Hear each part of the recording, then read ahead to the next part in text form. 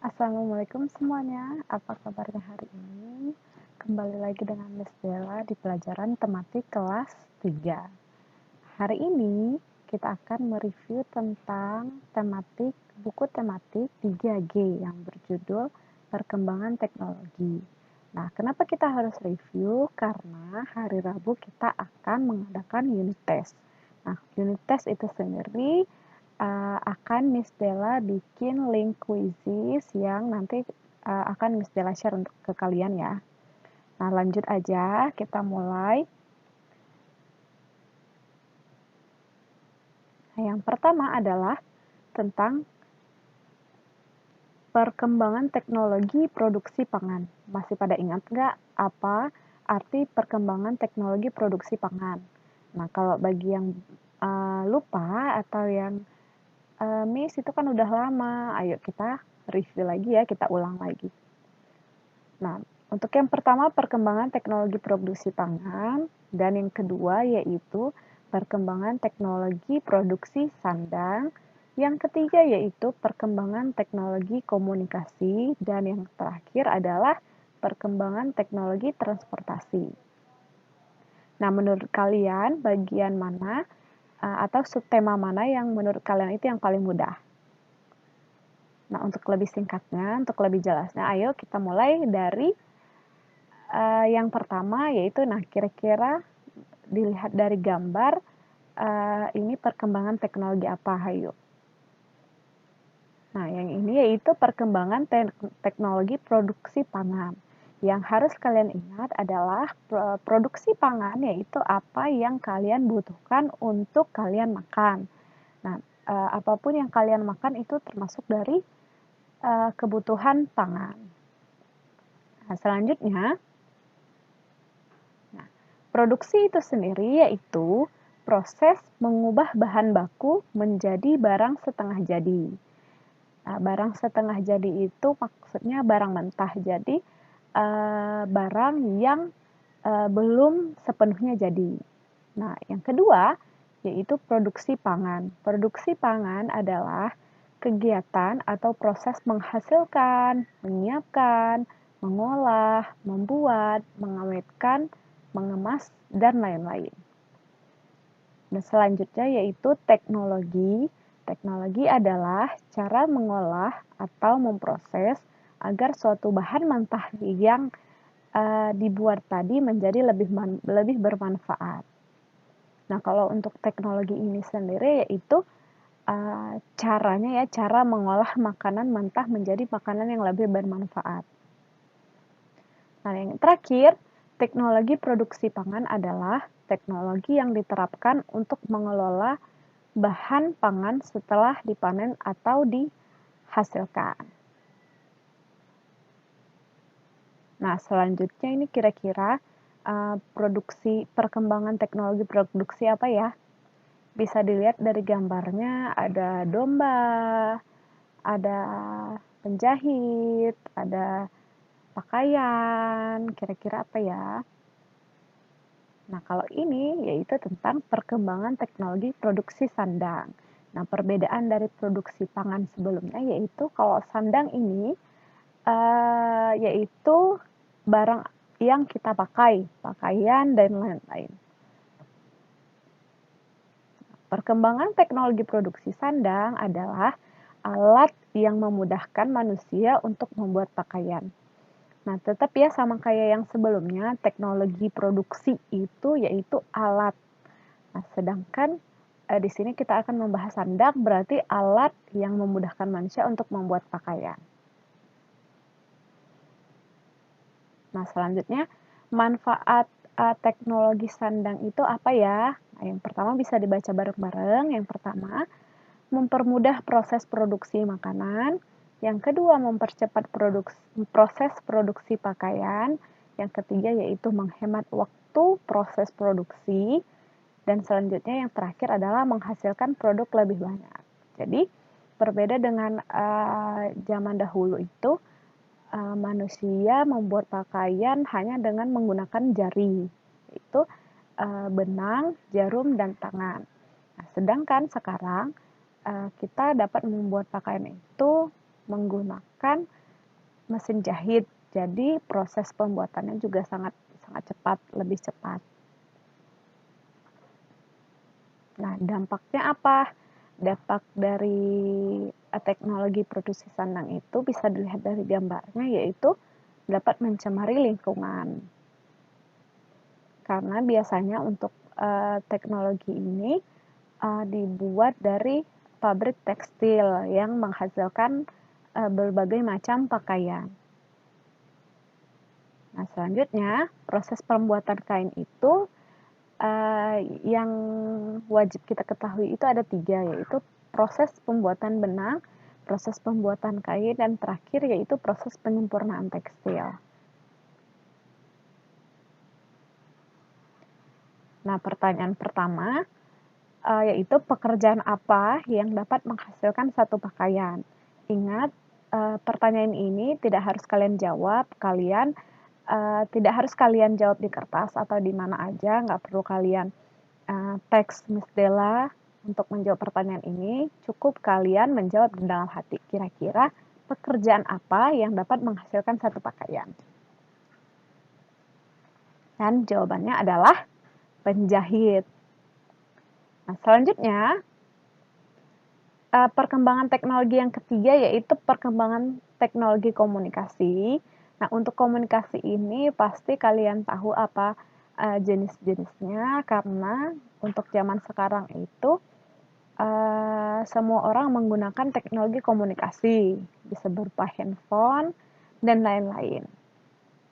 Nah, bisa dilihat dari gambar di sebelahnya itu terdapat alat komunikasi dari zaman dahulu hingga sekarang, mulai dari email, HP, laptop. Selanjutnya, teknologi komunikasi adalah suatu alat yang mengandung nilai-nilai sosial sehingga memungkinkan setiap orang untuk mengumpulkan hingga saling bertukar informasi satu dengan yang lain. Nah, untuk teknologi komunikasi ini, salah satu yang paling terpenting yang pasti kalian tahu adalah saling bertukar informasi, mulai dari SMS, mulai dari telepon, bahkan sekarang ini di zaman sekarang itu ada aplikasi khusus yang bisa kita download untuk kita ngobrol dengan teman-teman. Misalnya di pelajaran kali ini ada beberapa materi yang kalian tidak paham dan kalian bisa langsung menghubungi gurunya. Nah, itu juga saling bertukar informasi dengan satu murid ke guru, bahkan atau dengan satu guru ke semua murid. Nah, untuk teknologi komunikasi ini pasti punya dampak positif dan negatif. Dan yang pertama yaitu dalam bidang sosial, nah dampak positifnya yaitu kemajuan teknologi komunikasi yang cepat dapat mempermudah komunikasi antar manusia dari satu tempat ke tempat yang lain. Nah, untuk dampak positif ini sendiri,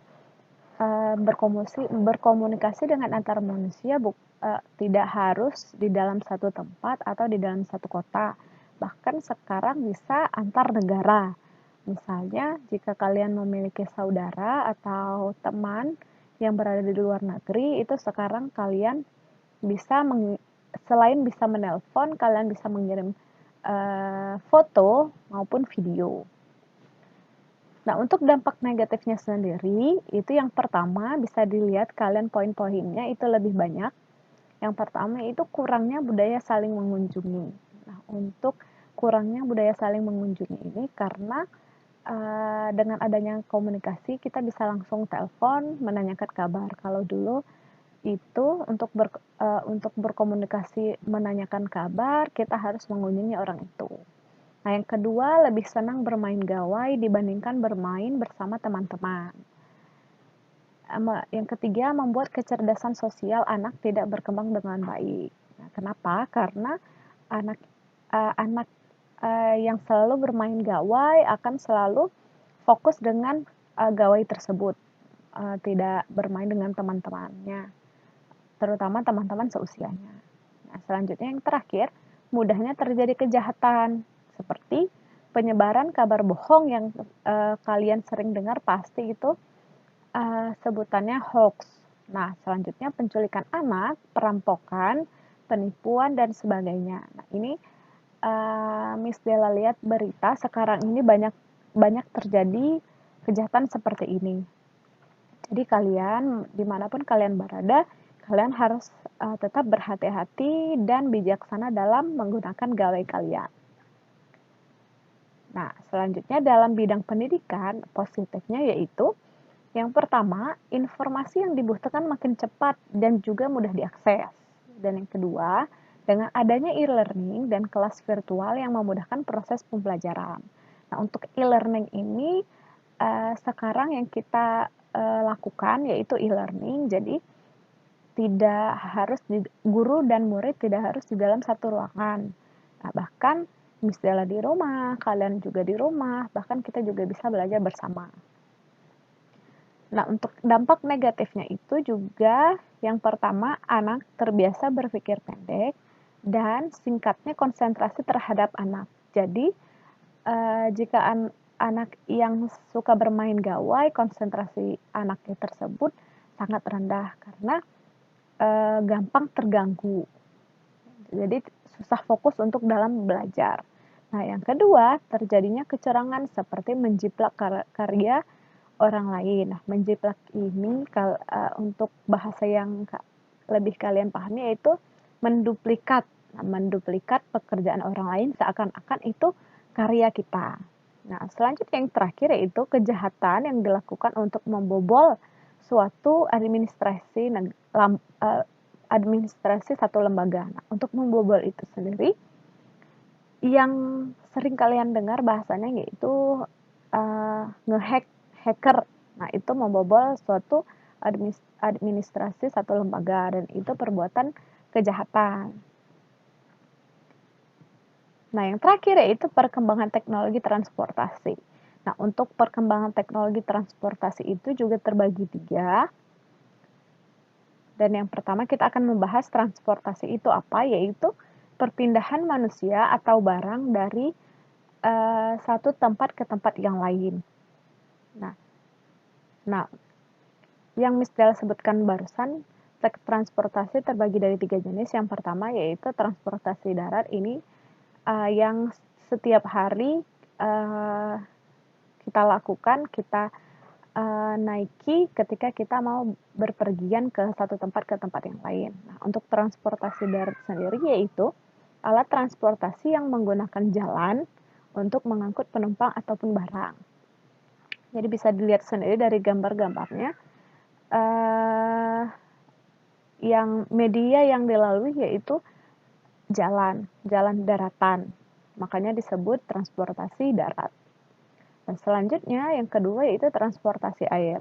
Nah, untuk transportasi air ini yaitu alat transportasi yang digunakan di sungai, danau maupun di laut.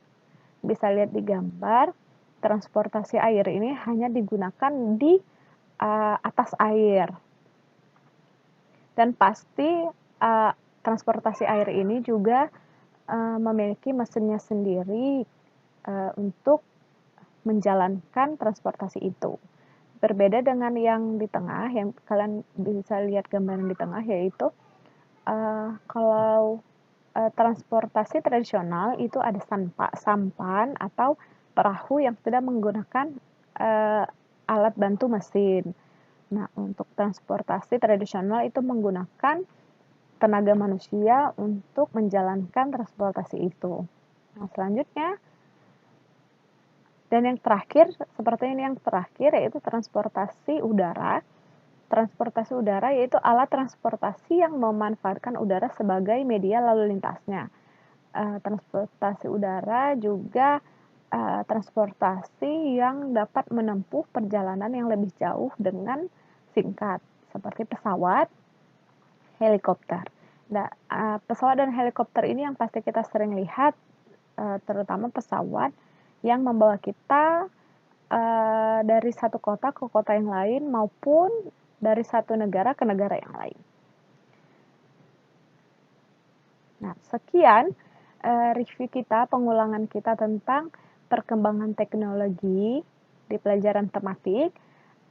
Semoga kalian dapat memahaminya dan semoga unit test nanti di hari Rabu, jangan lupa di hari Rabu, kalian dapat menjawabnya dengan benar dan jangan lupa hati-hati ketika menjawabnya. Nah, sekian pembelajaran kita hari ini. Miss Della akhiri. Wassalamualaikum warahmatullahi wabarakatuh.